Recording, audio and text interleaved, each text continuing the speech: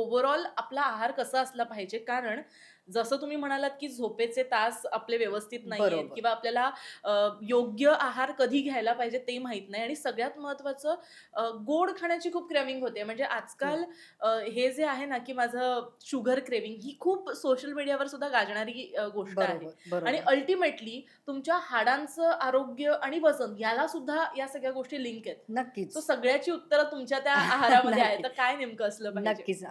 तर जसं मी मगाशीच म्हणाले, की बॅलन्स डाएट हा शब्द मी वापरला. येस. तर एक्झॅक्टली बॅलन्स डाएट म्हणजे काय? तर खूप कॉम्प्लिकेटेड असं काही नाहीये. हं, हं. डाएट हा शब्दच असा होता, की लोकांना त्याची खूप भीती वाटते, की अरे डाएट करायचं आहे, डाएट करायचं आहे. तर असं नाहीये ॲक्चुअली. तर बॅलन्स डाएट म्हणजे काय, की जे रोज आपण घरचंच जेवतोय, बरोबर. तर तेच तुम्ही व्यवस्थित प्रमाणामध्ये आणि व्यवस्थित वेळेला जर जेवलात, तर त्याला तुम्ही बॅलन्स डाएट म्हणू शकता. खरं म्हणजे त्याच्यामध्ये तुम्हाला फार काही वेगळे कष्ट घेण्याची गरज नाहीये. तुम्ही ते आपलं काम सांभाळून, आपलं घर सांभाळून सुद्धा हे आपण सगळं करू शकतो आणि आपण सगळं घरचंच जेवतोय. तर हा एक त्याच्यामध्ये महत्त्वाचा मुद्दा येतो, की बॅलन्स डाएट म्हणजे काय? रोजचंच आपलं जेवण जे हं. अगदी टिपिकल आपलं जेवण आहे. पोळी, भाजी, भाकरी, भात, आमटी, उसळ, बरोबर. कोशिंबीर हं. हेच सगळं फक्त आपल्याला वेळेत खायचं आहे. आपल्याला पोर्शन कंट्रोल ठेवायचा आहे राइट. आणि हे तुमचं बॅलन्स डाएट होऊ शकतं. कारण यामध्ये सगळंच आलंय. हं.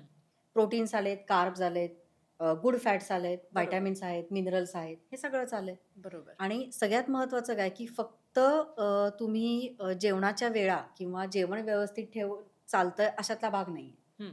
अजून एक महत्त्वाचं, की जे लोकं विसरतात किंवा ज्याला फार कमी महत्त्व दिलं जातं ते म्हणजे पाणी.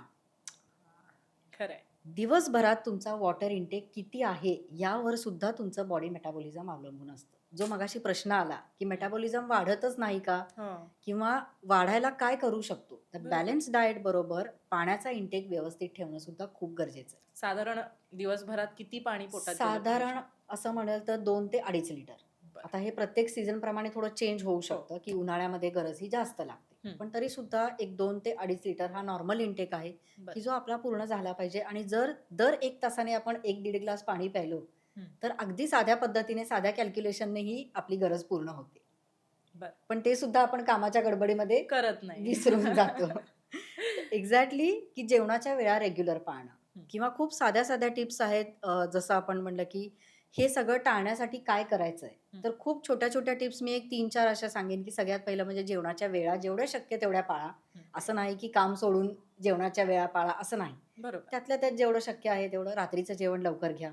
हं. नंतरची गोष्ट म्हणजे बाहेरचं खूप जास्त खाण्यापेक्षा हे जे क्रेव्हिंग्ज हा शब्द आलाय, हां, शुगर क्रेव्हिंग. शुगर हं. क्रेव्हिंग्ज किंवा डेझर्ट जेवणानंतर डेझर्ट पाहिजेच हे जे काही आजकाल एक राइट. आपण नवीन हे बघतो. तर याच्यामध्ये कसं होतं, की ही क्रेव्हिंग्ज होतातच मुळात का? हं. की आत्तापर्यंत आपण काहीच खात नाही आहोत. आत्तापर्यंत मला गोड आवडत नव्हतं आणि अचानक मला खूप आवडायला लागलंय. हो. मी खूप जास्त खातीये.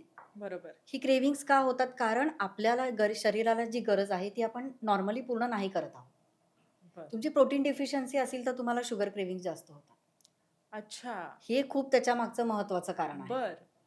तर प्रोटीन म्हणजे काय? तर आता आपल्याला प्रोटीन पावडरच बाहेरची घेतली पाहिजे अशातला काही भाग नाहीये. हं, हं, तर आपलं जे रोजचं जेवण आहे जसं उसळ, हं, कडधान्य हं, किंवा दही, ताक हं. या सगळ्यामधून आपण ते पूर्ण करू शकतो. वरण बरोबर, आहे, आमटी आहे, या बरोबर. सगळ्यामध्ये आपण पूर्ण करू शकतो. हं.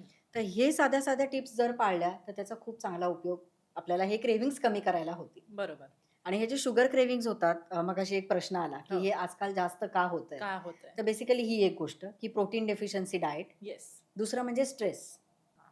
आणि बरोबर. तिसरं म्हणजे हार्मोनल इम्बॅलन्स, की राइट. जे मी मगाशी म्हणाले, की हॉर्मोन्स जे आपल्या बॉडीमध्ये चेंजेस होतात या दरम्यान हं, हं, स्त्रियांच्या, तर हं. त्याच्यामुळे अचानक हे क्रेव्हिंग्ज वाढू शकतात. बरं. आणि पाण्याची कमतरता, की तुम्ही पाणी खूप कमी पिताय, तर तुमची बॉडी सिग्नल देते, की अरे काहीतरी कशामधून तरी आता मला गोड हे पूर्ण केलं पाहिजे. अच्छा. तुम्ही बरं. फ्रुट्स खात नाही आहात. हं, अगेन द सेम थिंग, की हं. फळांमधली नॅचरल शुगर तुम्हाला मिळतच नाहीये मिळतच नाहीये. आणि म्हणून तुम्हाला हे बाहेरचे स्वीट क्रेव्हिंग्ज होतात, की हे हं, खाल्लं पाहिजे. सफरचंद खाल्लंय, हं. पपई खाल्ली, याच्यामध्ये नॅचरल शुगर आहे, बरोबर. जी आपल्या बॉडीला मिळू शकते. मग हं. दिवसभरात एक आपण पोर्शन तरी फळांचा ठेवूच शकतो. खरंय म्हणजे सगळी उत्तरं आपल्या ताटामध्येच आहेत. अगदीच. आणि आपल्या आसपास फिरतायत. खरंय, खरंय. म्हणजे अगदी पूर्वीपासून जे आपल्या आजी-आईंनी आपल्याला सांगत नक्कीच, आल्यात म्हणजे नक्कीच, रादर नक्कीच. दॅन मोठमोठे डायट प्लॅन, ते जर आपण फॉलो केलं तर आपल्या सगळ्या प्रश्नांची उत्तरं नक्की. मिळणार. आणि साधं सोपं. सोप्पं म्हणजे यामध्ये काहीही वेगळं करायचं आणि नाहीये, भरपूर की खर्चही नाहीये. भरपूर खर्चही नाहीये, खूप वेगळे खरी कष्ट गोष्ट. घेण्याची हं. काही त्याच्यामध्ये प्रॉब्लेम नाहीये. पण तरीसुद्धा लोकांना सरळ साधं जाण्यापेक्षा कॉम्प्लिकेटेड जाणं हे फार फॅड वाटतं किंवा येस, सोपं येस. वाटतं.